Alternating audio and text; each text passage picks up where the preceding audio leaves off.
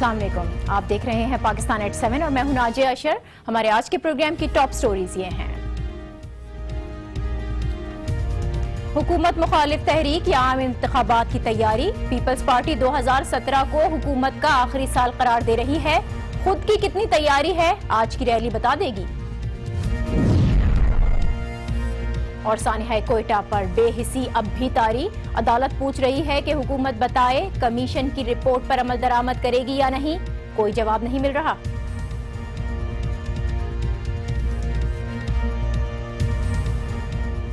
مستقل وزیر خارجہ کی تقرری، پارلیمنٹ کی نیشنل سیکیورٹی کمیٹی کی ازسر نو تشکیل، پاناما لیکس پر پیپلز پارٹی کے بل کی منظوری اور پیپلز پارٹی دور میں سی پیک پر ہونے والی اے پی سی کی قراردادوں پر عمل۔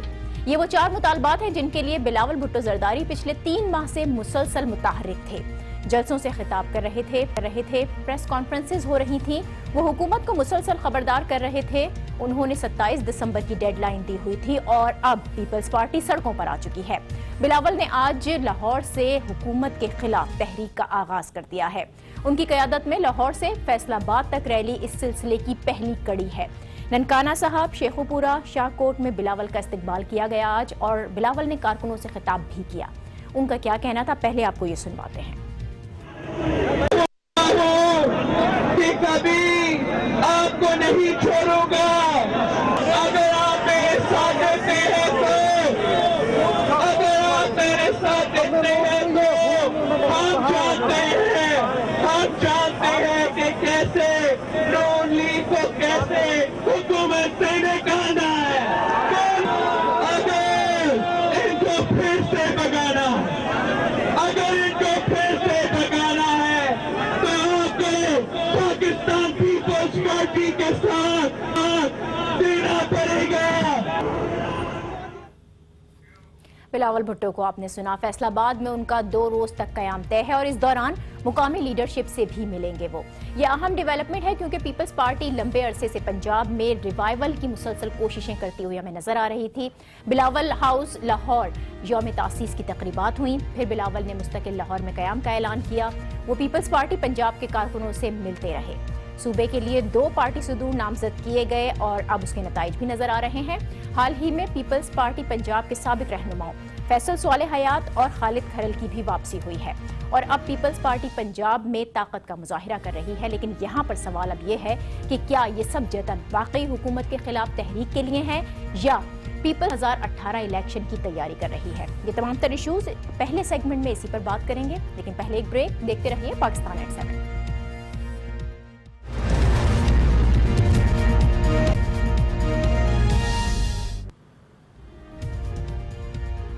Welcome back. بلاول بھٹو زرداری کے 4 نکاتی مطالبات کی منظوری کے لیے حکومت کے مخالف جو ریلی نکالی جا رہی ہے اور پھر 2018 کے عام انتخابات، کیا اس کی تیاری کہا جا سکتا ہے اس کو؟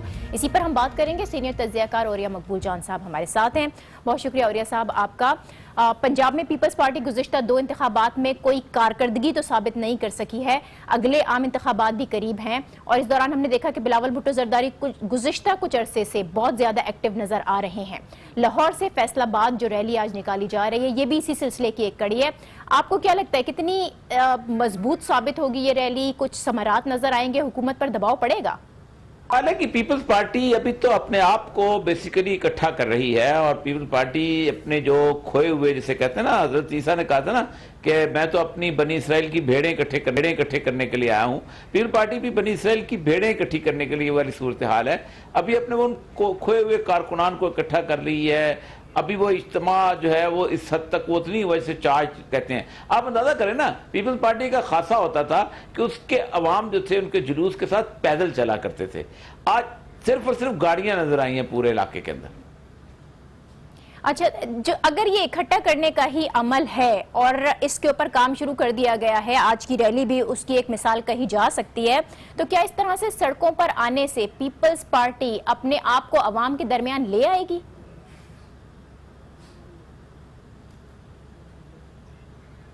جی دیکھیں، آنے والے انتخابات تو بہت دور کی بات ہے۔ پہلی بات تو یہ ہے کہ بلاول کو بحیثیت لیڈر اسٹیبلش کرنا مشکل سا کام ہے اور اتنی دیر تک نہیں رہتا جب تک کوئی مکمل اپوزیشن کے طور پر سامنے نہیں آتا. بلاول بھٹو کی سب سے بڑی مجبوری اور سب سے بڑی کمزوری جو ہے وہ بنیادی طور پر آصف علی زرداری صاحب خود ہیں. وہ جب بھی ایک خاص لائن دینے لگتا ہے آصف علی زرداری صاحب اس کو ٹون ڈاؤن کر دیتے ہیں, اس کو نیچے لے جاتے ہیں, اس کو خاموش کرا دیتے ہیں. یہ اصل وجہ ہے جس کی وجہ سے بلاول ایک آزادانہ طور پر ایک لیڈر کے طور پر ابھر نہیں رہا. ٹھیک ہے, تو عریہ صاحب لیکن اگر ہم سندھ کی طرف آ جاتے ہیں, یہاں پیپلز پارٹی کی اپنی حکومت ہے لیکن وہاں پیپلز پارٹی اپنی کارکردگی سے گڈ گورننس ثابت کرنے میں ناکام رہی ہے, اور پھر پیپلز پارٹی کا کہنا یہ بھی ہے کہ پنجاب یا پھر مرکز میں بیڈ گورننس ہو رہی ہے. اگر اس بات کو ہم مان بھی لیتے ہیں تو کیا پیپلز پارٹی کے 4 نکات یا مطالبات ہی اس مسئلے کا حل ہیں؟ کیا ان نکات پر اگر عمل درآمد ہو جاتا ہے تو کرپشن اور بیڈ گورننس کا خاتمہ ہو جائے گا؟ دیکھیں پوری کی پوری قوم جو ہے نا اس وقت سپریم کورٹ کی طرف نظریں لگائے بیٹھی ہوئی ہے, اور سپریم کورٹ میں فریق جو ہیں وہ 2 یا 3 ہیں. نواز شریف صاحب ہیں, اس کے بعد تحریک انصاف ہے, اور ساتھ ساتھ کسی نہ کسی حد تک جماعت اسلامی. پیپلز پارٹی میں زیادہ اعتزاز احسن اور کھوسا صاحب جو ہیں وہ ان کے وکیل جو ہیں وہ نظر آتے ہیں, وہ بھی ٹی وی کی حد تک. تو اس کا مطلب یہ ہے کہ پیپلز پارٹی اپنا بنیادی اپوزیشن کا وہ سٹینڈ کھو رہی ہے. کل اگر کوئی سپریم کورٹ میں فیصلہ آتا ہے تو اس کا کریڈٹ بھی عمران خان کو جائے گا, اور اگر عمران خان کے خلاف فیصلہ آتا ہے تو عمران خان جو بنیادی طور پر کسی تحریک کو چلانے کے لیے عوام کو قائل کر چکے ہوں گے. پیپلز پارٹی پھر اس ٹرین کو مس کر رہی ہے. لوگ یہاں پر جو تقریریں ہم دیکھتے ہیں بلاول بھٹو زرداری کی طرف سے آئندہ الیکشن میں پنجاب میں حکومت بنانے کے پھر دعوے بھی تو کیے جا رہے ہیں, اور اب پیپلز پارٹی کی جو سیاسی سرگرمیاں ہیں اس سے بھی نظر آ رہا ہے کہ پیپلز پارٹی کا سارا فوکس پنجاب میں ہے. آپ کیا سمجھتے ہیں کہ پیپلز پارٹی کی جو تنظیم نو ہے وہ پنجاب میں ہو چکی ہے, اتنی مضبوط ہو گئی ہے پیپلز پارٹی؟ ظاہر بات ہے بھٹو کے زمانے کی لگایا ہوا پودا ہے, بھٹو کے زمانے سے وہ چلی آ رہی ہے, 1967 سے چلی آ رہی ہے. لیکن اب اس کے جو ورکر تھے نا وہ بڑے بوڑھے ہو گئے ہوئے ہیں, پرانے. یوتھ جو ہے اب پیپلز پارٹی کے پاس نہیں ہے. پیپلز پارٹی والوں کی بہت خام خیالی ہے کہ وہ پنجاب کے اندر جگہ بنا لیں گے. اس کی بنیادی وجہ یہ ہے کہ انہوں نے پنجاب کو بنیادی طور پر کبھی ساؤتھ پنجاب کے نام پہ کبھی اس حساب سے ایکسپلائٹ کیا ہے. اور دوسری بات یہ ہے کہ ذوالفقار علی بھٹو نے جب پیپلز پارٹی بنائی تھی تو پنجاب کو اپنا بیس بنایا تھا, سندھ کو اس نے الٹرنیٹو کے طور پہ رکھا تھا. یہ انہوں نے سندھ کو بیس بنایا ہوا ہے, پنجاب کو الٹرنیٹو پہ رکھا ہوا ہے. ایسے کبھی پارٹی نہیں بنتی کبھی. ٹھیک ہے, آپ اس کو خام خیالی کہہ رہے ہیں, کہ آپ کیا سمجھتے ہیں پھر بلاول کی جو 4 مطالبات ہیں اس کا اصل مقصد کیا ہے؟ دیکھیں بنیادی طور پر وہ نہیں چاہتے کہ کسی قسم کی بھی امبیرسمنٹ جو ہے وہ نون لیگ کے لیے ہو, اور اگر نون لیگ کے لیے امبیرسمنٹ ہوگی تو کل ان کے لیے بھی ہوگی. کیونکہ یہ 4 نکات یا جو بھی اس ٹرائل چل رہا ہے, اس ٹرائل میں اگر آپ کے نواز شریف صاحب کے خلاف اگر کوئی فیصلہ آتا ہے تو اس کا مطلب یہ ہے کہ یہ آگے ہاتھ آگے نہیں بڑھے گا. یہ جو کرپشن کے جو کیسز ہیں آگے اس پینڈورا باکس نہیں کھلے گا. کوئی 500-600 کے قریب تو لوگ پاناما لیگ کی لسٹ کے اندر ہیں, اور اس میں پیپل پارٹی بھی آئے گی, پھر زرداری صاحب بھی آئیں گے, باقی لوگ بھی آئیں گے. تو یہ بہت بڑا مسئلہ بن جائے گا. اس لیے پیپل پارٹی اس کو بڑا آہستہ آہستہ خرامہ ٹھنڈے لے رہی ہے. بہت شکریہ. اور یہ مقبول جان صاحب ہمارے ساتھ تھے, اور پیپلز پارٹی پنجاب میں جس ریوائول کی کوشش کر رہی ہے اس پر اظہار خیال کر رہے تھے. ہم یہاں پر ایک بریک لے رہے ہیں, اور اس بریک کے بعد بات کریں گے سانحہ کوئٹہ کی, جس پر نااہلی اور بے حسی اب بھی طاری ہے. ہمارے ساتھ رہیے.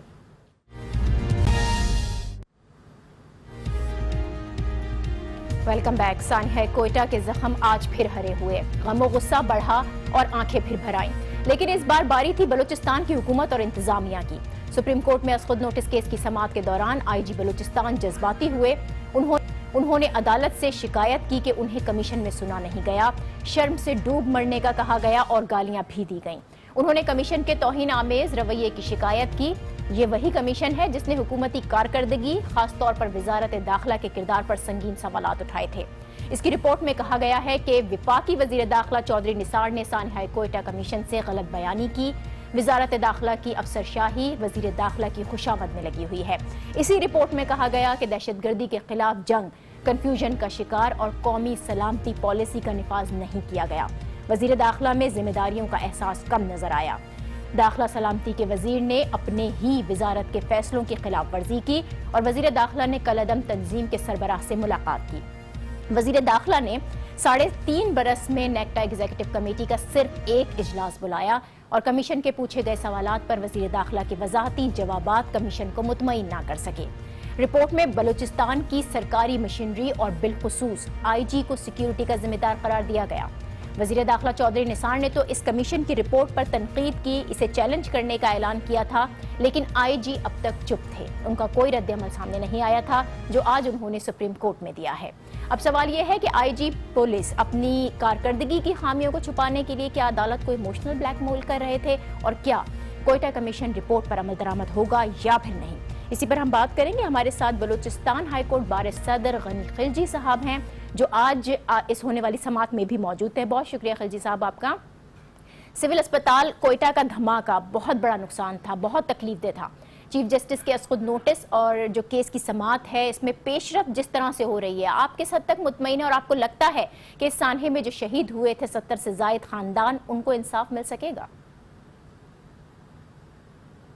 बिस्मिल्लाहिर्रहमानिर्रहीम। बिल्कुल ये तो बहुत इंतहाई अफसोसनाक वाक़या था। उस सो मोटो के बाद जब हमारी कमीशन अपॉइंट हुई उसमें काजी साहब ने तकरीबन 1 महीने में एविडेंस रिकॉर्ड किया, जो इंक्वायरी की गई, इंक्वायरी कमीशन था। उसके बाद अपनी रिपोर्ट उसने शाया कर दी। हम समझते हैं कि ये रिपोर्ट जो है इंतहाई अहम है हमारे मुस्तकबिल के लिए भी और हमारी आने वाली नस्लों के लिए भी, क्योंकि इसका रिपोर्ट में ऐसा कोई चीज़ है नहीं जो आइन से मुतसादिम हो। तो खिलजी साहब, कमीशन रिपोर्ट में इंटीरियर मिनिस्ट्री की कारकर्दगी पर सवाल उठाया गया है और आज अदालत ने कमीशन रिपोर्ट में पेश की गई जो तजावीज़ हैं उस पर अमल दरामद पर भी सवाल उठाया है। आप क्या समझते हैं, विफाक और बलूचिस्तान की हुकूमत इन तजावीज़ पर अमल दरामद के लिए मुखलिस आपको? इस तरह ये कि जब आज कमीशन में आज जो कोर्ट में कार्रवाई हुई उसमें एक चीज़ सामने आई कि बलूचिस्तान हुकूमत ने कहा कि हमें तो जो भी रिकमेंडेशंस हैं इनके हम उन पर अमल दरामद कराएंगे। कोर्ट में तो हमेशा इस तरह बात होता है कि हम अमल दरामद कराते हैं, दरअसल हकीकत में अमल दरामद कराना जो है बहुत बड़ा मसला होता है।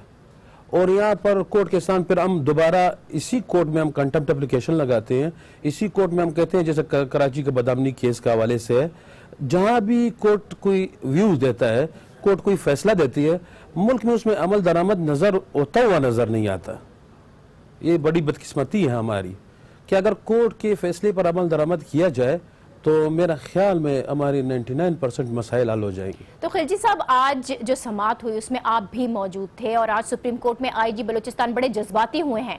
उन्होंने कमीशन की कार्रवाई पर एतराज भी किया है और ये भी कहा है कि उन्हें कमीशन ने सुना ही नहीं था।